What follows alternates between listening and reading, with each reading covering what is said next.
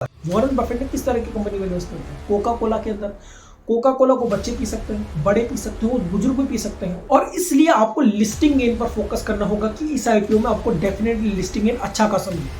Hype होना और hype का दिखाई देना दोनों में बड़ा फर्क है। नमस्कार दोस्तों, आईपीओ की बारिश होने वाली है, लेकिन मेरी जिस आईपीओ में सबसे ज्यादा रुचि है उस आईपीओ का नाम है Bikaji foods international IPO. Question आता है कि मेरा इस आईपीओ में रुचि ज्यादा क्यों है? इसके पीछे जो सबसे बड़ा रीजन है वो इसके प्रोडक्ट्स है।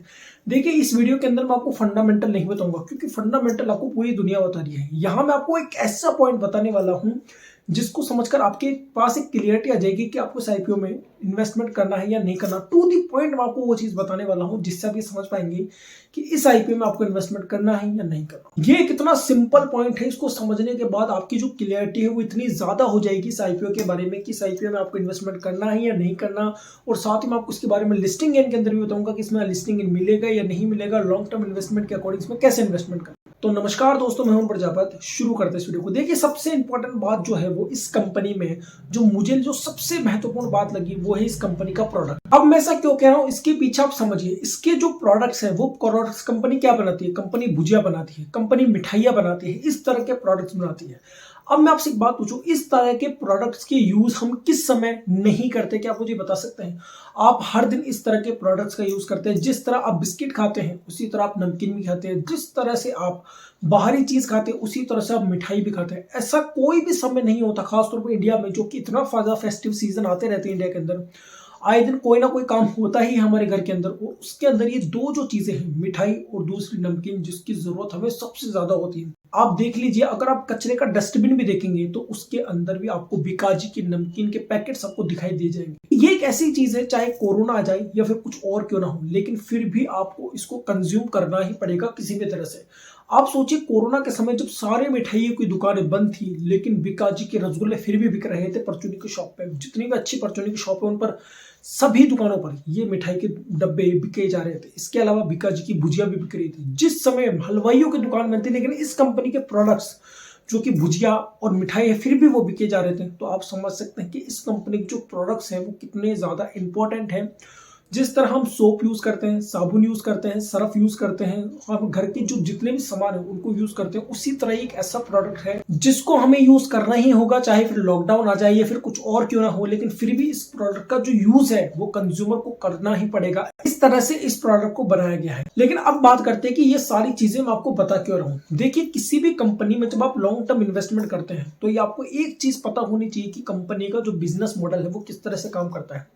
कंपनी का बिजनेस मॉडल आपको तब समझ में आएगा जब आपको कंपनी का प्रोडक्ट समझ में आएगा। अगर आपको कंपनी के प्रोडक्ट के बारे में ही नहीं पता, कोई कंपनी एरोप्लेन बनाती है, आपको ये पता ही नहीं कि एरोप्लेन किस किन चीजों से बनता है, कितनी उतनी कॉस्ट आती है, कितना उसमें रेवेन्यू बचता है, कितना उसका रेवेन्यू होता है, उसके अंदर कितना प्रॉफिट बचा पाती है, आपको कुछ नॉलेज ही नहीं इस चीजों के बारे में, तो आप उसके अंदर इन्वेस्टमेंट नहीं कर पाएंगे लॉन्ग टर्म के लिए। तो ये बहुत जरूरी चीज है कि आपको उस कंपनी के प्रोडक्ट के बारे में पता हो जब आप लॉन्ग टर्म इन्वेस्टमेंट करें। ये एक ऐसा प्रोडक्ट है जिसको आपने अपनी जिंदगी में कभी ना कभी कंज्यूम जरूर किया होगा। ये एक ऐसा प्रोडक्ट है जिस तरह अगर हम टोमेटो सॉस की बात करें तो उसे बच्चे से लेकर बड़े से लेकर बुजुर्ग तक खा सकते हैं। जिस तरह से बिस्किट को, अगर हम पार्ले जी बिस्किट की बात करें, बच्चे बूढ़े और बुजुर्ग सब खा सकते हैं, उसी तरह नमकीन यानी कि जो भुजिया है और जो मिठाई है, रसगुल्ले या गुलाब जामुन, उसको ऐसा कोई व्यक्ति नहीं है जो नापसंद करे। बच्चे भी खा सकते हैं, बड़े भी खा सकते हैं और बुजुर्ग भी खा सकते हैं। इसलिए शायद इसीलिए वॉरेन बफेट ऐसी कंपनी में इन्वेस्टमेंट करते हैं जिसका कंज्यूमर बेस बड़ा हो, जिसको सभी लोग यूज करते हो और जिसके प्रोडक्ट्स समझ में आ सके। आप देख लीजिए, वॉरेन बफेट ने किस तरह की कंपनी में इन्वेस्ट करते हैं। कोका कोला के अंदर। कोका कोला को बच्चे पी सकते हैं, बड़े पी सकते हैं और बुजुर्ग भी पी सकते हैं। इसी तरह वॉरेन बफेट ऐसी कंपनी में इन्वेस्टमेंट करते हैं जो सॉस बनाती है। इसी तरह से ये कंपनी बनती है जिसका जो कंज्यूमर है वो बहुत बड़ा है और इसका यूजेस हर एक व्यक्ति करता है। तो अगर आप इस कंपनी में लॉन्ग टर्म इन्वेस्टमेंट करने का सोच रहे हैं तो अब आपको प्रोडक्ट तो समझ में आ गया कि प्रोडक्ट क्या है। लेकिन अब बात करते हैं इसमें इन्वेस्टमेंट की। प्रोडक्ट तो आपको समझ में आ गया, लेकिन इन्वेस्टमेंट सबसे इंपॉर्टेंट है कि आपको इन्वेस्टमेंट सही जगह पर हो जाए, आपकी लॉन्ग टर्म इन्वेस्टमेंट। तो यहां पर एक चीज जरूरी आ जाती है, वो है इस कंपनी का लिस्टिंग गेन कैसा होगा। अगर इस कंपनी का लिस्टिंग गेन सही से नहीं हुआ तो हमारा जो लॉन्ग टर्म का विजन है वो सही से काम नहीं करेगा, क्योंकि हमारे पास अभी इस कंपनी का कोई डाटा नहीं है। सोचिए, जब आप लॉन्ग टर्म इन्वेस्टमेंट करते हैं किसी कंपनी में तो ज्यादातर चुनाव आप ऐसे स्टॉक पर करते हैं जिसका फंडामेंटल आपको डाटा पता हो, हिस्टोरिकल डाटा आपको पता हो, जिसके बेस पर आप ये सोच सकते हैं कि फ्यूचर में भी इस तरह का डाटा देगा तो हमें ऐसा प्रॉफिट मिलेगा। अभी इस कंपनी के पास कोई हिस्टोरिकल डाटा नहीं है इन्वेस्टमेंट के तौर पर कि आपके इन्वेस्टमेंट को कितना ज्यादा बढ़ा सकता है आने वाले सालों में। तो यहाँ पर सबसे ज्यादा जरूरी है कि आपका जो पैसा है वो बिल्कुल सेफ रहे, और इसलिए आपको लिस्टिंग गेन पर फोकस करना होगा कि इस आईपीओ में आपको डेफिनेटली लिस्टिंग गेन अच्छा खासा मिले। तो लिस्टिंग गेन के लिए हमारे पास 5 चीजें जरूरी होती है जिसे हम 5P स्ट्रेटेजी कहते हैं। सबसे पहली चीज है इसका प्राइस रेंज। तो कंपनी का जो प्राइस रेंज है वो है 285 रुपए से 300 रुपए।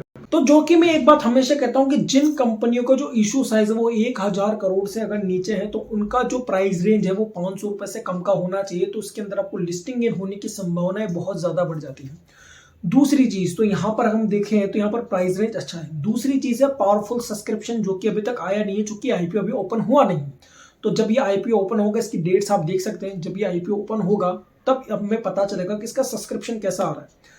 तीसरा इसका ग्रे मार्केट प्रीमियम। देखिए ये जो ग्रे मार्केट प्रीमियम है, ये ग्रे मार्केट प्रीमियम क्या है? ग्रे मार्केट प्रीमियम वास्तविकता में आपकी डिमांड को दिखाता है कि इस आईपीओ के अंदर डिमांड कितनी ज्यादा हो रही है। क्वेश्चन ये आता है अगर वो डिमांड हमें दिखाई ना दे तो ऐसी स्थिति के अंदर आपके ग्रे मार्केट प्रीमियम की जो वैल्यू है वो बेकार हो जाती है। इससे आप इस तरह से समझ सकते हैं, मान लीजिए कि किसी आईपीओ का ग्रे मार्केट प्रीमियम नहीं दिखा रहा है लेकिन उसकी जो डिमांड है, जो उसका सब्सक्रिप्शन गेन है वो बहुत अच्छा खासा आया है, तो मैं आपको दावा देकर कह सकता हूँ उसका ग्रे मार्केट प्रीमियम उसी दिन बदल जाएगा। तो यहाँ पर जो चीज डिमांड आपको बताई जा रही है वो डिमांड आपको दिखनी भी चाहिए सब्सक्रिप्शन के अंदर। अगर वो डिमांड आपको दिखाई नहीं दे रही तो ग्रे मार्केट प्रीमियम बेकार हो जाएगा आपके लिए। इसीलिए मैं आपको हमेशा कहता हूँ सबसे पहले सब्सक्रिप्शन गेन देखिए, और सब्सक्रिप्शन देखने के बाद आपको ग्रे मार्केट प्रीमियम देखना, तो आप उसका यूज बहुत आसानी से यानी कि सही तरह से कर पाएंगे। चौथी चीज है पावरफुल फंडामेंटल। कंपनी का फंडामेंटल अच्छा खासा मुझे दिखाई दे रहा है। देखिए जैसे कि मैंने आपको कहा कि फंडामेंटल कोई भी आपको बता देगा, लेकिन मैं आपको क्लियरिटी देना चाहता हूं इस 5P स्ट्रेटजी के अकॉर्डिंग। तो फंडामेंटल इसका अच्छा खासा है। और पांचवी चीज है पावरफुल हाइप। तो कंपनी की हाइप मुझे अभी से बहुत दिखाई दे रही है। हर एक व्यक्ति, ऐसा कोई व्यक्ति नहीं जो बीकाजी के बारे में नहीं जानता हो। मुझे ऐसा नहीं लगता कि कोई भी व्यक्ति जो बीकाजी के प्रोडक्ट कंज्यूम करता है वो इस आईपीओ के बारे में नहीं जानेगा। तो इस आईपीओ में इन्वेस्टमेंट करना बहुत आसान हो जाएगा लोगों के लिए। तो इसकी हाइप मुझे भी अच्छे खासी दिखाई दे रही है, लेकिन मैं हमेशा कहता हूँ हाइप होना और हाइप का दिखाई देना दोनों में बड़ा फर्क है। तो जब ये हाइप दिखाई दे सब्सक्रिप्शन के अंदर और साथ ही इसका ग्रे मार्केट प्रीमियम अच्छा हो तो ये मान के चलेगा इस आईपीओ में आपको बहुत अच्छा खासा लिस्टिंग गेन देखने को मिलेगा। तो अब इसके आखिरी पॉइंट की बात कर लेते हैं कि इसमें मेरा ओपिनियन क्या है। देखिए मैं इस आईपीओ में लॉन्ग टर्म के लिए इन्वेस्टमेंट करना चाहता हूँ, लेकिन तब जब इस आईपीओ का जो सब्सक्रिप्शन हो वो अच्छा खासा देखने को मिले। जो कि मैंने आपको कहा है कि आपके पास डाटा नहीं है लॉन्ग टर्म का, तो आपके पास एक चीज होनी चाहिए, वो है आपकी श्योरिटी कि आपका पैसा कम नहीं होगा।